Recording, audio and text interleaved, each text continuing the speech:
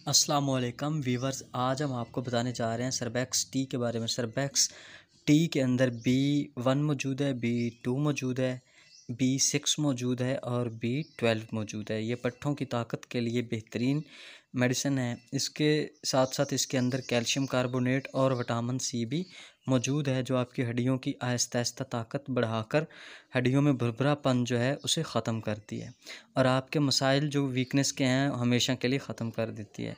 Vitamin B complex जो है वो आप लोगों की तमाम तर कमज़ोरी को जो उठते बैठते आप फील करते हैं उनको दूर करने के लिए बेहतरीन मेडिसिन है।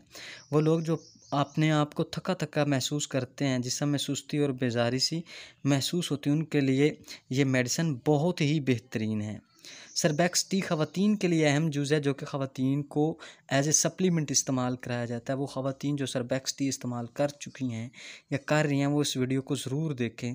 सर्बैक्स टी इंडिकेटेड की जाती है उन ख़वातीन को जो बहुत ज़्यादा वीकनेस फ़ील करती हैं प्रेगनेंसी के दौरान या प्रेगनेंसी के बाद, जिनको डिलीवरी के बाद कमज़ोरी फ़ील होती है, विटामिन्स की कमी महसूस होती है, उन कमी को दूर करने के लिए सर्बैक्स टी का इस्तेमाल किया जाता है।